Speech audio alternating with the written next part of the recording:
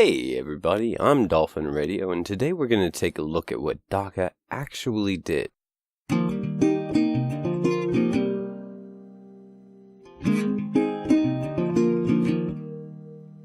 Dolphin Radio. Before I get started, let me just state that from time to time I do parody other content creators in my video, and occasionally that can be more obvious than not. But before you rail at me for this particular offense, just remember, imitation is the sincerest form of flattery, unless you're an asshole and a shitlord, and then the best you'll get is parody. Anyway, just keep watching, and I'm sure you'll find a more legitimate reason to tell me to kill myself in the comments. That being said, let's get started. So what is D.A.C.A? The Deferred Action for Childhood Arrivals was an immigration policy initiated by executive order by Barack Obama on June 15, 2012, which was implemented by a policy memo. In other words, it's not a law. It never was. But it established a system of self-funding that made it difficult for Congress to repeal or defund it.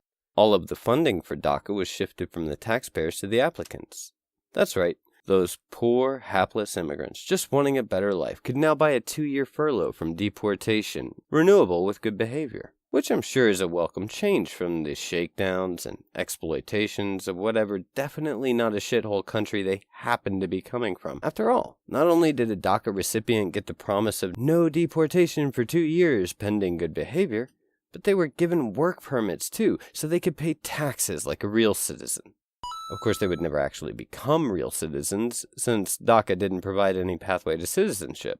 Just that every 2-year renewable fee, which, when you think about it, explains perfectly why they called it deferred action. You see, to defer is to put something off, to kick the can down the road, so to speak. And looking over the policy that places people in a continuing stasis of citizenship limbo with biannual fees on top of taxes and government oversight for their status, doesn't actually do anything for them so much as it seems like a financial exploitation wrapped in a shiny new bow of implied hope, like one day, someday, maybe. When you think about things like what the United Fruit Company did to Central and South America, the exploitations of immigrants for labor, for money, and for political capital, like in this most recent debate, it's a little hard to ignore these kinds of things when they pop up in other places. Especially when you hear quote-unquote advocates saying things like this. Go to the local meat processing plant or the chicken processing plant and watch who comes out of that plant at quitting time.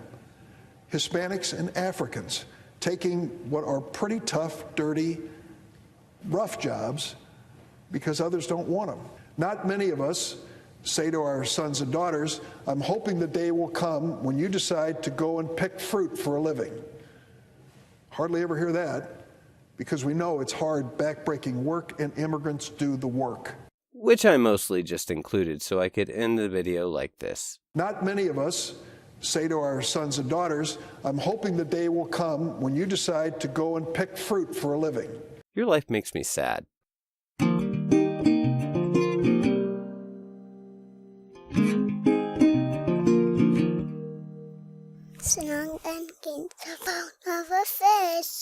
Hey, thanks for watching, and if you like this video, go ahead and hit the like button. It helps out the channel. And make sure to tell me to kill myself in the comments. See ya.